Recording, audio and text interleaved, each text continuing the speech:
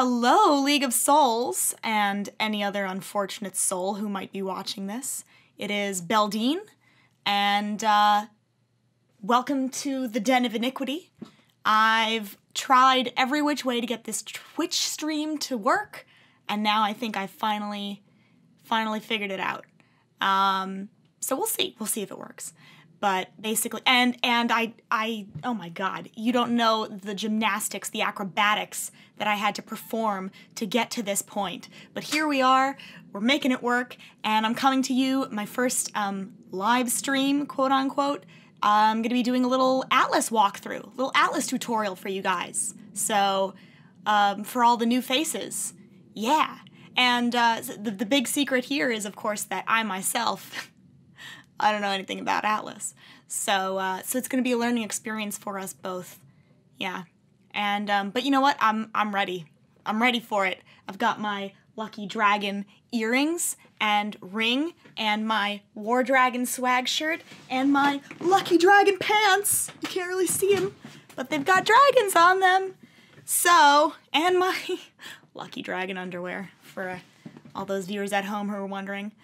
And so anyway, without further ado, here we go, venturing into the world of Atlas. So for those of you who have never seen Atlas before, it's, here it is. Yeah, it's pretty different from what you're used to. But, so I'm gonna zoom all the way out. This is the world. It's a big map. They are expanding it. It will be even bigger in the future. Here's a bunch of new, territories that they added because they're adding Diamond and then Sapphire and then teams as time goes on. But I'm going to focus on my home region of Herwin. And so when you start, basically the intention here in Atlas is to obtain as much territory as you possibly can, and you own islands within this territory, and you get little rewards for owning more islands and doing stuff. So, so here is my home island, and when you start out, you'll likely start in the safe zone over, you know, here, which is basically, it's no man's land, it's unknown territory. You can't attack enemies here, but you can work your way from the safe zone into the map and end up at a real territory. And I have ended up here at the lovely island of Tinkerbell, which is named after me. So is Belle's Drunk Beach. It's my personal favorite. And Belle's Dirty Box, which when we were voting on what to name these new islands, I didn't even submit that one. Somebody else did, anonymously. So I don't know who, but you can be damn sure I voted for it. Anyway, we're getting off topic. We're trying to learn about Atlas. So yeah, basically, how you move around Atlas. It's obviously it's this 3D kind of free-for-all world. You can go wherever your little heart desires. I'm a homebody, so I stick around here in Herwin. But you use your Primarchs to move around, and these are essentially the kind of little, so to speak, game pieces that will actually move around the map, representing where you're going. So here we have me as a little game piece. That's my Taunter. I have another Primarch active also, which is my Destroyer. He's down in the Hephaestus region, but for now, we're going to focus on my Taunter and the Herwin region, which is my home. So let's say actually, okay, so if you want to move anywhere in Atlas, first you click on the destination. In this case, it's Tinkerbell, my island, and you'll see that this little circle pops up. I'm going to click Move Now, and you can actually see him, my Primarch, move in real time. So now I'm at my island, and I can do a couple of things at my island. If I click it, I can manage. Let's go to Manage and check that out first. So here at your island, you'll see you can do a couple of things. Over on the left, there's a menu. There are tabs. There's a Primarchs tab, which basically that just tells you a list of everybody's Primarch who is stationed at the island. So there's a bunch of my teammates here. They've all got different types of Primarchs. There are a number of types of specialized Primarchs that you can research We'll go into that later because I don't fully understand it myself, so don't want to embarrass myself first episode. HQ, that's just kind of information about the island. The governor is my buddy Carlos, and a lot of these tabs are actually just kind of like telling you about the buffs or debuffs that your island offers you. For example, we've leveled up our tower a lot, so now it reduces, that's not a word, it reduces the time cost for building troops. We'll get to troops momentarily as well. It's a lot to take in, but we're gonna get there in the end, I promise. Fort, same dealio, I was just telling you about stuff. Refinery, I don't even know what that is. Bank is really the most interesting of the menu items, because as you'll see, these islands actually offer you, and this is a really cool feature in Atlas. Actually, this is one of the good features I really like about Atlas. You have a bank for resources. So currently we have a fortification event going on, and in events like this, a bank is really helpful because throughout the weeks leading up to fortification, all teammates, when they have a surplus of lumber, can actually just go to the bank. We can click send resources to this bank, and you'll see I have only 95k lumber. But I can drag that slider across, donate all of it, and that's just like it is in the core game. It's just like sending a gift to a teammate. So I've just sent some lumber to the team bank.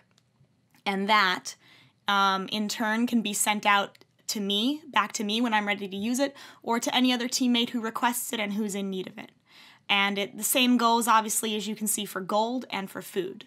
So this is a really cool feature that we've got going on here. So that that's the island. That's where you'll be living, that's where you'll be based. That's where, when you build troops, your troops will be transferred to the garrison at the island, and I'll go over troops right now.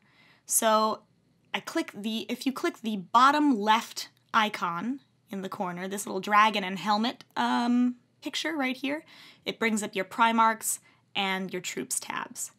And as we can see, I have a level 5 destroyer and a level 1 taunter, because I'm a noob. And I won't get too deep into Primarchs because basically what I'm just going to say right now is they're the game pieces, they move around. But you want to equip troops on your Primarch, especially if you are intending to go out and destroy things.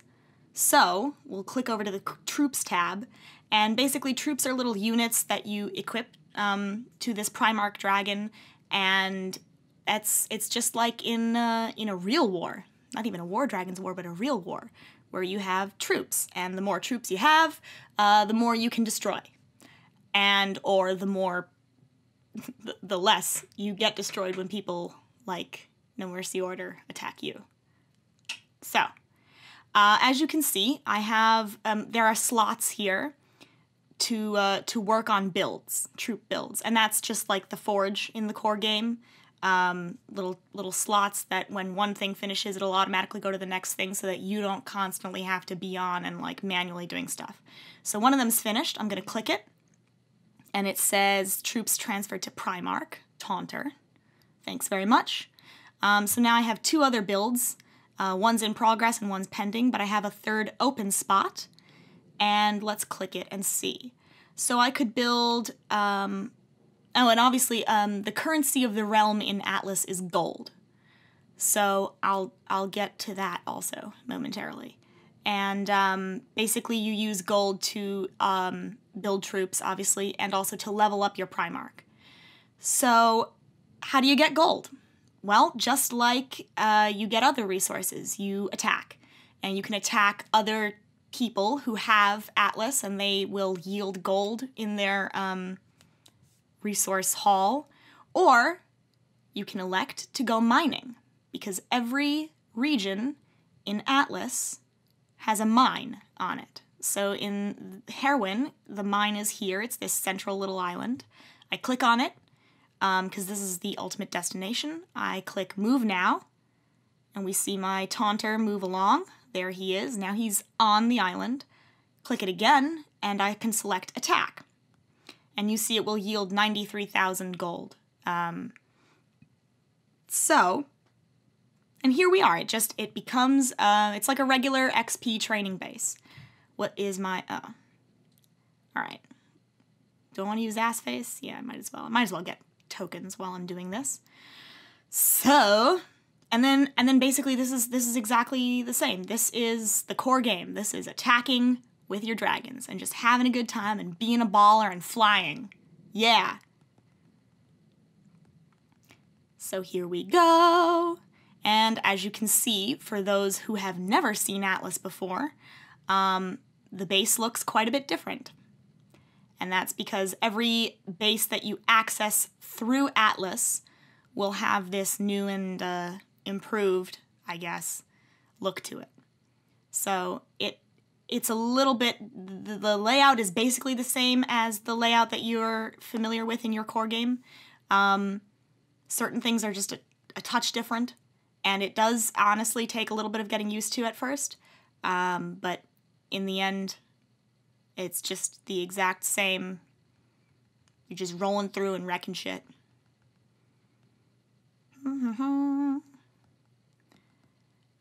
I'm notoriously bad at flying and talking at the same time. Really doing anything, two things at once, I fall to pieces. So, can't really come up with anything witty or engaging or informative to tell you guys while I'm just destroying shit. Could sing to you if you wanted, but I really honestly I don't think the world's ready for that yet. Maybe if I had a little tequila I'd do it. No, I'm too old. I'm too old for that shit. I turned up 3 nights in a row this past weekend, and that's like 3 nights too much at my advanced age. I'm old and frail. So anyway, that's this is the Invader Base. And the cool thing about the Invader Base is that if you know what you're doing, it's very easy to get through. And so even people who are like half my level can help carry me and my young dragons on this Invader Base. The towers on the base itself max out at like level 40, and that's like for everybody. So I can run invaders for my level 320 friends. And it's the same basically as my level, which is 240 something. So that's really neat and good, and that's another awesome feature of Atlas, because this Invader Base will yield you your max XP, plus it will give you a little bit of an XP bonus. So you get even a little bit more than your max XP. So it really behooves you to do your daily multipliers here on your invaders. And also you get gold. So in the top, what is this, right-hand corner, just like in the regular game, you see a list of your resources. So we see I have 387k gold now, and 10k rubies. Whew, where did that come from? I'm gonna go spend that shit.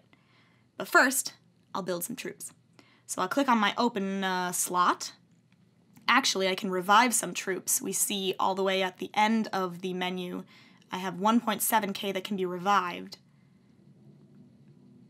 Might do that, honestly, because that's... What? Alright, it's doing something weird. So we'll just build new troops. It's fine. 387, and at the bottom of this we see I'm going to spend 387k gold to build 387 new troops. You see I also, it requires 3,870 hats to build troops. And what is a hat? Why is it useful? Why do you need it? Honestly, I can't tell you. I don't know. But you need them to build troops. How do you get them? I don't know. It used to be that you could attack other people and you'd get like lots of hats for that. They've kind of changed it. So now it's just like that you regenerate like 1,400 per hour. So you just have to like wait 3 hours to build more troops. And that's the deal. That's what's up. That's it. Game over. All right. So here we go. I will train, start buying those troops, and now it's a pending build in my little menu here. So that's pretty cool. And then once they're finished, they'll either go on my Taunter or on my Destroyer, or they'll end up, as I mentioned earlier, in the garrison on my home island. They might just automatically be transferred to the garrison of my home island. And that is strategic, because the more ships you have at your island, the harder it is for an enemy team to roll in and just take it over. Because if they hit you enough, then a shield will go up around your island to protect you. So you want to make sure that you always have troops stationed on your islands. Even more so than like stationed on your Primarchs, you really want them on those islands. So let's see, actually. I'll move back to my home of Tinkerbell. There goes my Taunter. And now I'm home, and I can select either manage or this right icon, which is the troops to island picture. I'll select that, and that enables me to transfer resources, in this case troops, to or from the garrison. And you can see I can drag this slider over and I can donate all 3,000 of my current troops to my garrison island. But I don't want to do that, actually. And I can reverse it, and I can donate all of my banked ships to my Taunter, but I don't want to do that either. I want to leave them all where they are. So I'm just showing you for educational purposes. And, okay, I wanted to click X, but hey, it's fine. I'm a little bit turned up right now. Didn't even have any alcohol, but I'm real turned. So, that's, another cool thing to show you guys. You'll see we have these glowing, magic-y orbs here throughout the region, and these are magical teleporting portals. So let me select this portal and click Move Now, and there goes my slow-ass Taunter. And, you know, he's located on the portal.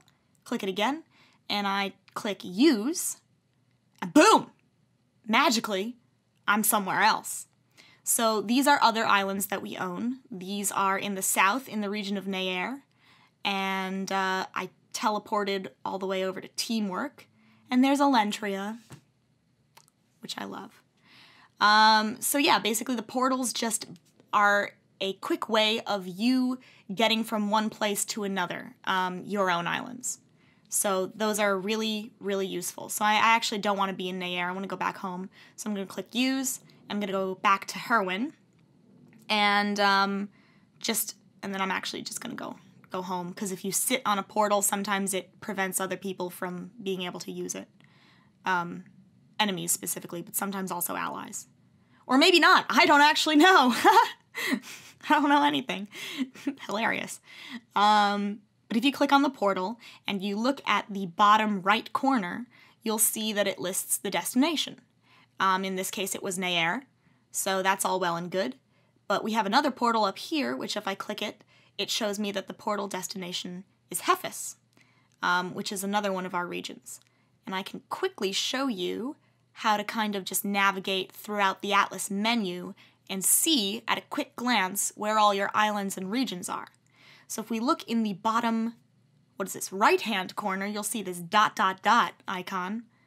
Click that, and it brings up these 3 other icons, swords, which is actually just a regular battle portal. That's just like the regular game. You click it, and it brings up anyone in the game, Atlas or not, who you want to attack. But I don't actually want to attack anyone. I just wanted to show you. Get out of here. Oh, I'm lagging. Fine.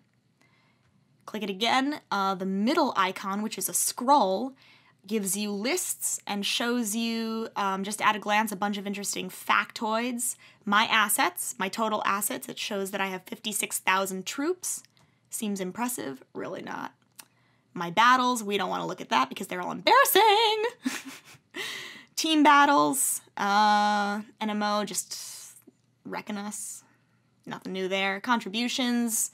That's like a team thing, show who's done what, top teams, same as in regular game, just like a list of the best top global teams, whatever. And what's that last tab? Top players, we won't even look at that because I'm not in there, so we don't care.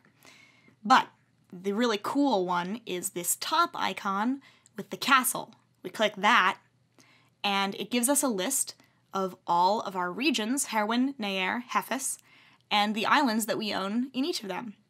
So if I click on any one of these, and in this case, let's go back to Nair, boom! It shows me right where it is.